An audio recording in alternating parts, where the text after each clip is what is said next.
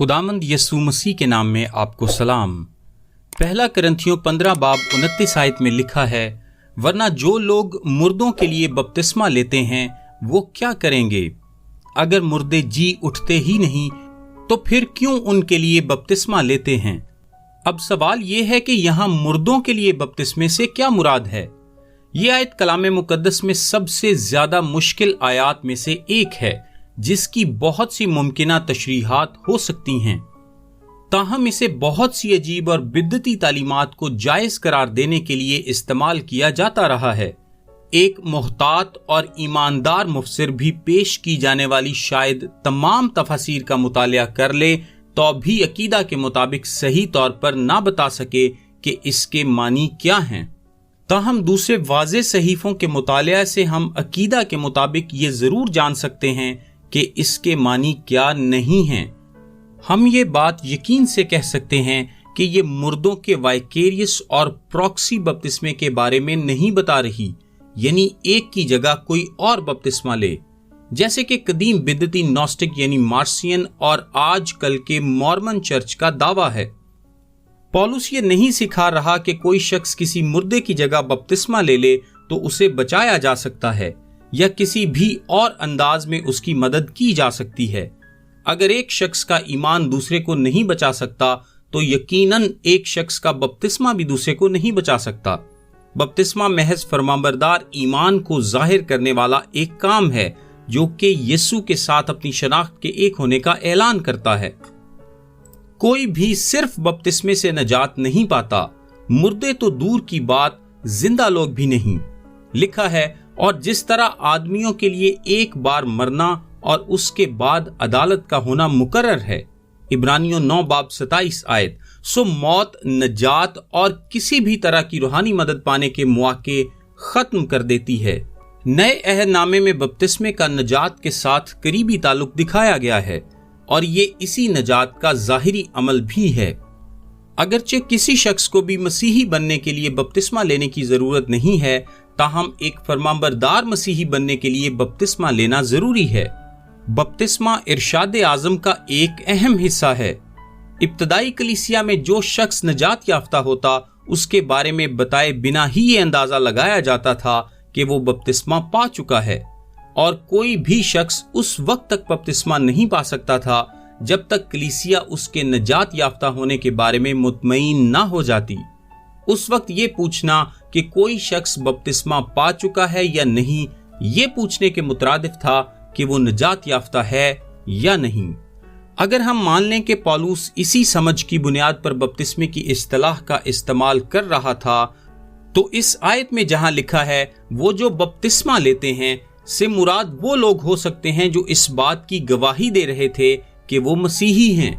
दूसरे अल्फाज में वो महज उन ईमानदारों की जानिब इशारा कर रहा था जो बपतिस्मा पा चुके हैं, ना कि किसी खास किस्म के बपतिस्मे की जानिब। मुर्दों का इशारा उन मसीही ईमानदारों की जानिब हो सकता है जिनकी जिंदगियां ऐसी मुतासिर कुन गवाहियां थीं जो कि बपतिस्मा याफ्ता लोगों की नजात का बायस बनी। ये नजरिया माकूल दिखाई देता है क्योंकि ये इस हवाले और इसके पस मंजर को दुरुस्त तौर पर पेश करता है।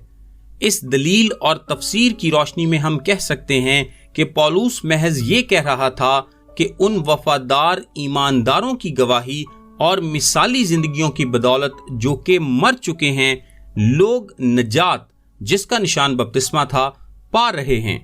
लोग अक्सर औकात ऐसे ईमानदारों की गवाहियों के बायस नजात की पहचान हासिल करते हैं जिनकी मानद वो बनना चाहते हैं। फिनलैंड और रूस की जंग के दौरान पकड़े जाने वाले 7 रूसी फौजियों को फिनिश फौज ने सजाए मौत की सजा सुनाई। मारे जाने से एक शाम पहले एक सिपाही ने एक गीत गाना शुरू कर दिया जिसके बोल थे, यीशु के बाजुओं में महफूज। जब पूछा गया कि वो ऐसा गीत क्यों गा रहा है तो आंसुओं भरी आंखों के साथ उसने जवाब दिया कि उसने 3 हफ्ते पहले साल्वेशन आर्मी के सिपाहियों के एक ग्रुप को यह गीत गाते हुए सुना था। अपने बचपन में उसने अपनी मां को यीशु के बारे में बात करते और गाते सुना था, ताहम उसको अपने नजात दहिंदे के तौर पर भी कभी कबूल नहीं किया।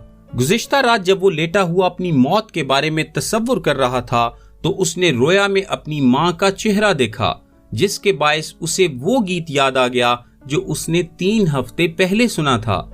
گیت کے الفاظ اور لمبا عرصہ پہلے سنی گئی بائبل کی آیات اس کے ذہن میں تازہ ہو گئیں۔